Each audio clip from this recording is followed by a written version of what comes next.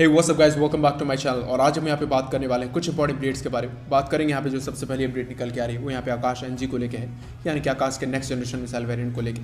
तो आप सभी लोगों को पता होगा कि इसका जो टेस्ट है वो पहले भी किया गया था, लेकिन इस बार जो टेस्ट है वहाँ पे DRDO और इंडियन आर्मी साथ में मिली हुई है। यहाँ पे इन दोनों के साथ में मिलने का मतलब ये है कि यहाँ पे यूज़र के जो टेस्ट हैं वो भी यहाँ पे किए जा रहे हैं, यानी कि इंडियन आर्मी भी इसके टेस्ट कर रही है। तो हो सकता है कि जैसे ये टेस्ट सारे कंप्लीट होंगे तो इसका जो इंडक्शन है वो भी बहुत ही जल्द पॉसिबल किया जा सकता है। ये सारे जो टेस्ट हैं वो पोखरण फील्ड फायरिंग रेंज में किए गए हैं, जो कि जैसलमेर में है। और इन सभी चीज़ों में जो टेस्ट है वो यहाँ पे किया गया है कमांड एंड कंट्रोल सिस्टम को चेक करने के लिए, ऑनबोर्ड एवियोनिक्स, साथ ही साथ एरोडायनेमिक कॉन्फ़िगरेशन। और इन सभी चीज़ों में मिसाइल ने अपने आप को पूरी तरीके से 100% दिखाया है, यानी कि जो भी चीज़ें टेस्ट की गई वो 100% एक्यूरेट थी। साथ ही साथ जो यूज़र ट्रायल थे वो यहाँ पे वैलिडेट किए गए थे। इसके अलावा यहाँ पे रेडार हो गए, EOTS हो गए, टेलीमेट्री सिस्टम्स हो गए, और बाकी जो इंटायर पैथ की जो मॉनिटरिंग है वो भी यहाँ पे की गई। इन सभी चीज़ों में जो मेन चीज़ थी वो यहाँ पे निकल के आई। इसने अपने जो टारगेट है, यानी कि जो लो एब्जॉर्बेबल टारगेट है, यानी कि स्टेल्थ टारगेट था जो कि रेडार के पकड़ में काफ़ी छोटा नज़र आ रहा था, उसको भी यहाँ पे एक अच्छी खासी दूरी पर जाकर डिस्ट्रॉय किया है।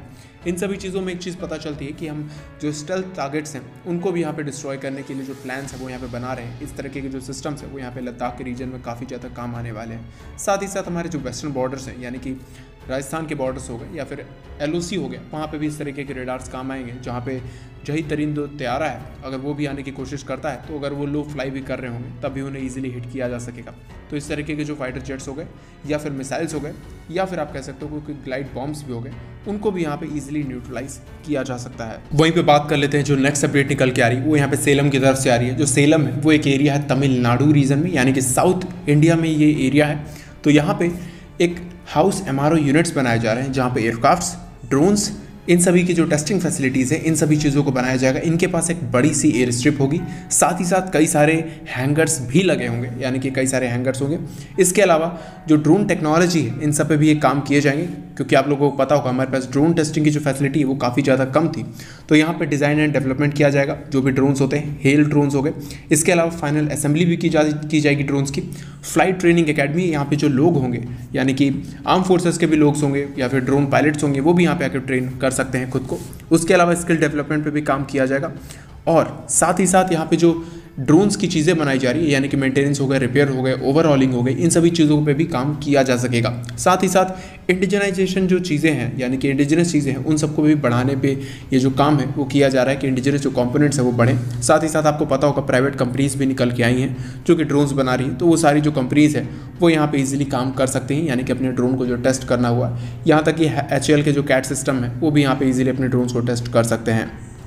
तो अब बात कर लेते हैं एक और अपडेट के बारे में। तो मिनिस्ट्री ऑफ डिफेंस की तरफ से और चिलियन डिफेंस मिनिस्ट्रीज़ की तरफ से यहाँ पे कुछ जो चीज़ें हैं वो चल रही थी। एक वेबिनार चलाया जा रहा था, यहाँ पे डिस्कशन भी हो रहा था, वहाँ पे कुछ चीज़ें निकल के आई हैं। इंडिया ने ऑफर किया है ब्रह्मोस को, यानी कि जो शिप लॉन्च जो ब्रह्मोस सिस्टम्स हैं उनको यहाँ पे ऑफर किया है। और आप सभी लोगों को पता होगा L&T ने कुछ समय पहले ही एक शिप डिलीवर की है, और यहाँ पे जो चिलियन नेवी है वो यहाँ पे यूज़ करती है स्कॉर्पियन क्लास के सबमरीन्स। तो हो सकता है कि यहाँ पे भी हमें कोलैबोरेशन देखने को मिले, यानी कि जो मेंटेनेंस है, ओवरहॉलिंग है, अपग्रेडेशन हो सकता है कि ये सारी चीज़ें इंडिया में ही हों।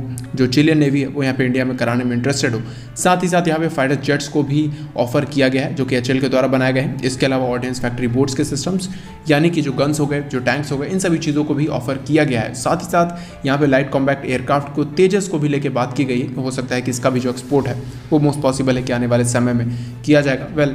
आज के समय में एक्सपोर्ट किया जाएगा या फिर नहीं, या फिर इन्हें मिलेगा या फिर नहीं, लेकिन एक न एक चीज़ तो ज़रूर है कि यहाँ पे इंडियन जो गवर्नमेंट है वो काफ़ी ज़्यादा पुश कर रही है अपने जो इंडिजिनस सिस्टम्स हैं उसको यहाँ पे सेल करने की, क्योंकि गवर्नमेंट का जो प्लान है वो 2025 तक करीबन $5 बिलियन के जो इक्विपमेंट्स है उसको यहाँ पे एक्सपोर्ट कर देने का है। तो बात कर लेते हैं लास्ट अपडेट के बारे में। तो यहाँ पे जो AD है वो बहुत ही जल्द गवर्नमेंट के पास जा सकती है AMCA और TEDPF को लेके जो सैंक्शंस है, यानी कि ऑफिशियल सैंक्शंस है, उन सभी चीज़ों को करने के लिए यहाँ पे करीबन जो कॉस्ट है वो 15,000 करोड़ के आसपास आने वाला है। और आप सभी लोगों को टाइमलाइंस और डेट पता चल चुकी होंगी।